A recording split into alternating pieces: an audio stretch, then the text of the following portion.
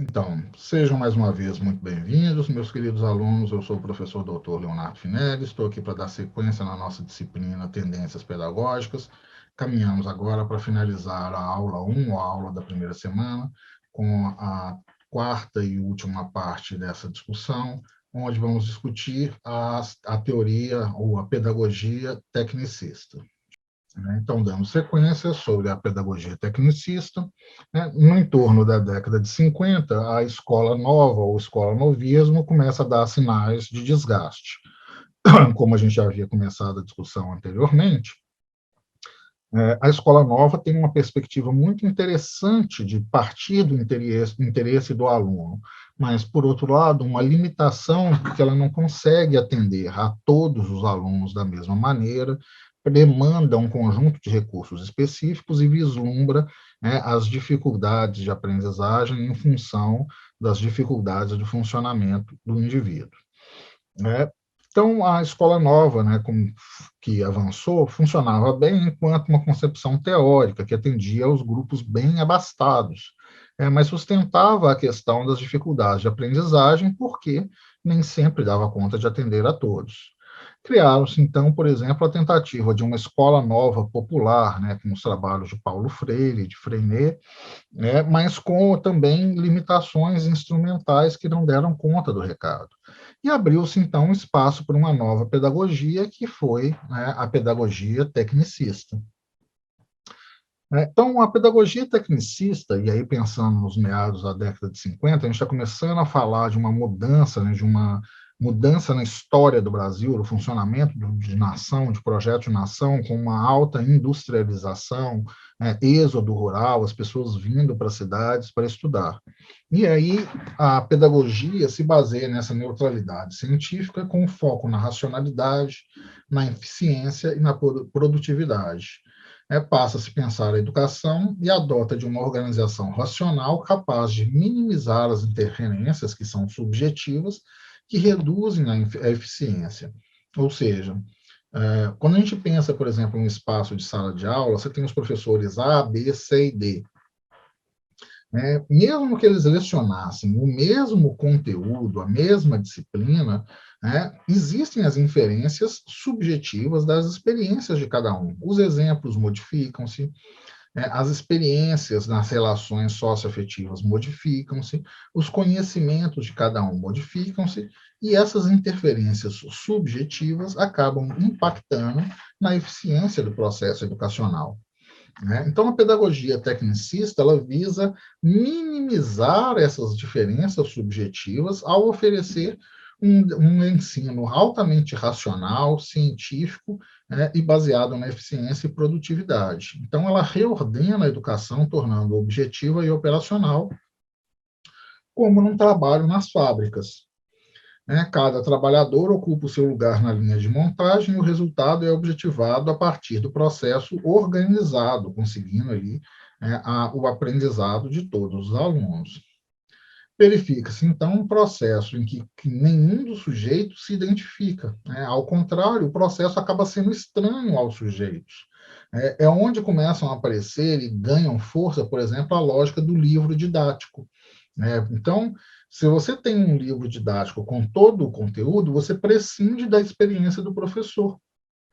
Se um professor A iniciar um conteúdo utilizando um dado livro didático, e por alguma razão, adoecimento, por exemplo, ele precisa se afastar, um outro absorve, acolhe a disciplina, um professor B, se ele utilizar o mesmo livro didático, o ensinamento supostamente é o mesmo, a educação oferecida supostamente é a mesma, porque o processo é externo à experiência do professor, ele é baseado no material previamente construído, racional, formal. Então, ele lida com propostas pedagógicas tais como um enfoque sistêmico, o microensino, o teleensino, a instrução programada e as máquinas de ensinar. Vou trazer algumas imagens para nos auxiliarem a pensar. Essa é uma crítica à proposta da educação tecnicista, onde se poderia ter uma máquina que acolheria, transformaria os livros em uma forma de conhecimento que seria transmitido de maneira equivalente ou igual para todos os alunos. Na prática, a gente não teve aquilo, mas a gente tivemos as máquinas de ensinar, onde você tinha lá, por exemplo, um conjunto de questões e você tinha que elencar as respostas A, B, C e D, e aí ele fazia a contabilidade dessas respostas certas ou erradas em função do número de questões, como nós fazemos hoje. Esse equipamento, esse tipo de equipamento de máquina de ensinar, evoluiu para os atuais computadores. A gente tinha no passado computadores gigantes que funcionavam, tinham um input de informações por cartões perfurados, como parecidos com esse, e atualmente nós já temos máquinas, nós temos celulares, que oferecem uma capacidade computacional muito maior do que essa máquina antiga da década de 60, e que tem uma facilidade de entrada de dados, não precisa ser somente o código binário 0 ou 1 a partir de um cartão perfurado. Não sei se você se lembra do antigo professor Pardal, das charges do Maurício de Souza, depois de colocar o cartão inventor eletrônico, ele criou, então, um equipamento que é um inventor eletrônico, está a invenção desejada. Você coloca um cartão, o inventor eletrônico cria o equipamento. Bem dentro dessa lógica de uma pedagogia tecnicista. Você tem um padrão, um procedimento altamente formal, estruturado. Então, grande parcela do trabalho pedagógico se dá em funções especializadas, como eu disse, por exemplo, o livro didático. Então, introduz um sistema de ensino técnicos de diferentes matizes, com diferentes competências de conhecimento. Padroniza o sistema de ensino a partir de esquemas de planejamento previamente formulados, aos quais devem se ajustar as diferentes modalidades de disciplinas e práticas pedagógicas. A organização do processo converte-se na garantia de eficiência, compensando e corrigindo as deficiências do professor, que às vezes domina mais ou menos um conhecimento, e maximizando os efeitos da intervenção. É o que a gente tem, por exemplo, com o livro didático, é o que a gente vê agora com a videoaula. Eu tenho aulas gravadas, vocês podem assisti-las quantas vezes quiser, não tem um espaço para interação professor-aluno a partir da aula, isso é criado a partir do fórum, dos webinários, etc. Mas o material está formalizado para vocês. Então, a dificuldade de aprendizagem aqui é reconhecida a partir da incompetência do aluno, no sentido técnico da palavra, de não competência para executar o conhecimento. No aluno ineficiente e improdutivo, e não será identificada com a ignorância, nem detectada a partir do sentimento de rejeição. Não é não saber, passa pelo aluno eventualmente saber, mas não conseguir fazer. Retomando a charge lá atrás do Cebolinha e do Cascão, o Cebolinha ensinou o Floquinho a assoviar, mas o Floquinho não sabia assoviar. Agora ele é capaz, ele sabe assoviar, mas ele não tem a competência para fazê-lo, ele não consegue fazer um movimento com a boca, assoprar com a posição da língua, e, consequentemente, o resultado é o mesmo, o Floquinho não assovia. A superação da dificuldade de aprendizagem, então, se dá pela formação de indivíduos que são eminentemente produtivos, eficientes para uma sociedade que é equalizada socialmente, todo mundo dá conta de fazer. Sua base de sustentação teórica se desloca para a psicologia behaviorista ou psicologia comportamental, para a engenharia comportamental, a ergonomia, a informática, a cibernética, que tem em comum a inspiração filosófica neopositivista e o método funcionalista, de ter uma aplicabilidade prática e ser capaz de executá-la. Então, consequentemente, o modelo tecnicista amplia o número de vagas nas escolas e reduz o custo do aluno, ou seja, traz de volta a máxima de ensinar tudo a todos, como nós tínhamos na pedagogia tradicional. Por outro lado, se tem uma vantagem, tem uma desvantagem. Ela reorganiza a escola e a burocratiza. Você acaba tendo um monte de formulários, de relatórios, de estruturas formais, fechadas, a serem atendidas.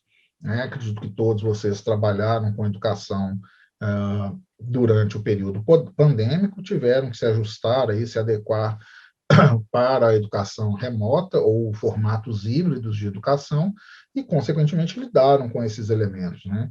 Você gastava mais tempo preenchendo relatório, participando de reunião sobre como fazer do que efetivamente em sala, né, um meet com sua turma dando aula.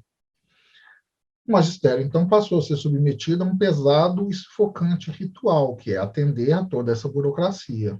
E isso, por sua vez, também impacta nos alunos, ampliando, por exemplo, a exclusão escolar, né, através da evasão e da repetência, já que o aluno agora não é mais ignorante, ele conhece a informação, mas não dá conta de fazer, ou seja, ele é um incompetente, ou seja, ele precisa repetir de ano para dar conta de fazer, para ter a oportunidade de refazer, e acaba diminuindo sua motivação e evade. Né? Efetivamente, essas estruturas funcionavam como formas de punição e reforçam os méritos daqueles que alcançam. Diploma, medalha de mérito e por aí vai. Lida com instruções minuciosas para que diferentes agentes cumpram suas tarefas específicas. A estrutura de livro didático, a organização, por exemplo, para preparar essa aula, entre outras. Então, comparando, né, fazendo um fechamento desses três modelos, cada uma delas, como eu disse, tem aspectos favoráveis e limitantes. Então, por exemplo, na pedagogia tradicional, a iniciativa do professor, que era, ao mesmo tempo, o sujeito do processo e o elemento decisivo e decisório, né, que leva ao processo de aprendizado. Então, a questão central é como se dá o aprendizado. Na pedagogia nova, a iniciativa se desloca para o aluno. Né? Então, o foco recai na relação professor-aluno, portanto, na relação interpessoal, que é, consequentemente, intersubjetiva. Os meios estão à disposição do professor para que os media, né, a partir do interesse dos alunos. Então, a questão central não é mais só ter o aprendizado, é ensinar o aluno a aprender, né, que ele seja capaz de aprender por si só. Né? E na pedagogia tecnicista, o elemento principal passa a ser a organização racional dos meios. Professor e aluno ocupam posição secundária, né? A estrutura, o livro didático aqui organizado, e o professor e aluno são regados a condições de executores de um processo cuja concepção, planejamento, coordenação e controle ficam a cargo de especialistas supostamente habilitados, neutros, objetivos e imparciais. Né, que organizam, sistematizam a melhor forma de transmitir o conhecimento. Então, a questão central da educação é ensinar o aluno, né, aprender a fazer, ensinar o aluno a ser capaz de produzir. Então, as teorias não críticas afetam particularmente a América Latina, né, já que desviou a atividade fim para as atividades meios, considerando, então, parcela considerável dos recursos escassos destinados à educação. Né? A educação deixou de ser para o aprendizado para se tornar, né, para acolher o foco aí de mudar a sociedade, ensinar alguém a fazer algo. Concebe, então, a dificuldade de aprendizagem como um desvio e um problema social. A educação que dispõe de autonomia em relação à sociedade estaria capacitada a intervir eficazmente na sociedade, transformando-a, tornando-a melhor, corrigindo as injustiças sociais e promovendo a equalização social. Esse passaria a ser o papel da educação dentro dessa pedagogia ou dessas estruturas pedagógicas não críticas. Então, consideram a ação da educação sobre a sociedade, apesar de acabar reproduzindo na sociedade, dentro da escola, esse funcionamento dessas disputas sociais, né, de pensar numa escola para ricos e uma para pobre, de indivíduos que aprendem e não aprendem, o que é em si um problema. Ok, fechamos aqui então essa primeira sessão do texto. Agradeço a atenção de vocês, nos encontramos em breve.